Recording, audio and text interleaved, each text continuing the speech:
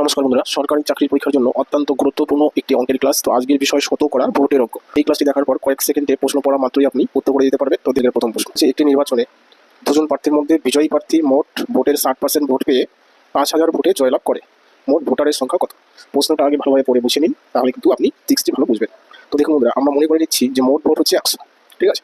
সেই 100 ভোটের মধ্যে 60% ভোট পেয়ে কি হয়েছে, বিজয়ী প্রার্থী জয়লাভ করেছে। তো বিজয়ী প্রার্থী যদি 60% ভোট পায়, তাহলে পরাজিত প্রার্থী কত ভোট পাবে? 40%, তাই না? টোটাল ভোট যেহেতু 100টি, তাহলে 60টি ভোট যদি বিজয়ী প্রার্থী পায়, তাহলে পরাজিত প্রার্থী পাবে কত? 40 ভোট। এবং বিজয়ী প্রার্থী আর পরাজিত প্রার্থী এই দুই প্রার্থীর ভোটের ডিফারেন্স কত? 40 আর 60 মধ্যে ডিফারেন্স হচ্ছে 20, তাই না? অর্থাৎ এই 20টি ভোট বেশি পেয়ে সে জয়লাভ করেছে শতকরা, তাই না? অর্থাৎ এই 20% সমান সমান কত? 5000 ভোট। 20%-এর মানটাই হচ্ছে 5000। বাস, অঙ্ক শেষ বন্ধুরা। দেখো, তাহলে 20% মানে যদি 5000 হয়, তাহলে 100% সমান সমান কত? সেটাই কিন্তু উত্তর হয়ে যাবে, ঠিক আছে। এবার এটা আমাদের কাটাকাটি করার কোনো প্রয়োজন নেই। আমরা শুধু কি করবো, এই 20-র সাথে কত গুণ করে 100 হয়? 5 করি 100, বাস। তাহলে এই সংখ্যার সাথে শুধু 5 একটা গুণ করে দিন আর উত্তর, ঠিক আছে। তাহলে 5 5 কত? 25, 5 5 25, 3টি 0 হয়ে গেল 25,000। অপশন নাম্বার সি দেখুন উত্তর বেরিয়ে গেল, ঠিক আছে। 2 নম্বর দেখুন, এটা প্রশ্ন দেখুন কি বলেছে। একটি নির্বাচন ক্ষেত্রে 25% ভোটার ভোটদানে বিরত ছিল, অর্থাৎ ভোট দেয়নি। যারা ভোট দিয়েছেন তার মধ্যে 2% ভোট কি হয়েছে? বাতিল হয়েছে। রাজ্য ভোটের 75% ভোট পেয়ে যিনি নির্বাচিত হয়েছেন, তিনি 9261টি ভোট পেয়ে থাকলে মোট ভোটের সংখ্যা কত? এটা এসএসসি সিজিএল এক্সাম 2003 সালে এসেছিল।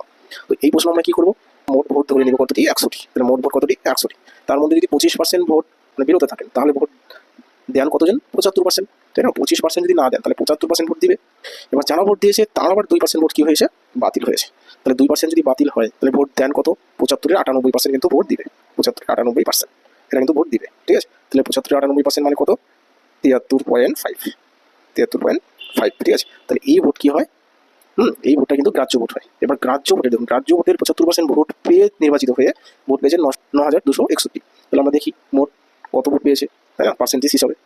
73.5, এটা হচ্ছে গ্রাহ্য ভোট। এবার ভোট পেয়েছেন কত নির্বাচিত প্রার্থী? 75%। গ্রাহ্য ভোটের 75%, অর্থাৎ 73.5-এর 75 বাই কত? 100, পার্সেন্ট হলে নিচে 100। তাহলে এই ভোট তিনি পেয়েছেন, ঠিক আছে। কিন্তু বলেছে এখানে নাকি ভোট পেয়েছে কত? 9261। তার মানে এই যে আমরা পার্সেন্টেজটা বের করলাম, এত পার্সেন্ট, এটাই সমান সমান কত? 9261, ঠিক আছে। তাহলে এটাই সমান সমান দিয়ে আমরা লিখতে পারি কত? 9261। তাহলে এটার মান যদি 9261 হয়, তাহলে 100-র মান কত? ঠিক আছে। তাহলে কি হবে, এটাকে আমরা ভাগ করবো এই টোটালটা দিয়ে, ঠিক আছে। তাহলে এই 100টা কি নিচে ছিল, উপরে চলে যাবে আর দুটো শূন্য, আর 75 73 এই দুটো নিচে চলে আসবে। 73.5, ঠিক আছে, ইন্টু 75। এর সাথে আরও একটা 100 গুণ হবে, কারণ আমরা 100 মান বের করবো, এই পাশে গুণ করে দিচ্ছি, বাস। এইটুকু বন্ধুরা কাটাকাটি করুন, কাটাকাটি করলেই আপনার উত্তর চলে আসবে, ঠিক আছে। তো কাটাকাটিটা হবে কত? 16,800। সময় রয়ে আমি কাটাকাটি করলাম না, ঠিক আছে। এটাই বন্ধুরা, এটা কাটাকাটি করলে এটাই উত্তর আসবে। তো এই হলো বন্ধুরা 2 নম্বর প্রশ্ন। তো আশা করি টোটাল ক্লাসটি ভালো লেগে থাকে। যদি ক্লাসটি ভালো লেগে থাকে অবশ্যই লাইক কমেন্ট শেয়ার করবেন, আর নতুন বন্ধুরা চ্যানেলটি সাবস্ক্রাইব করবেন।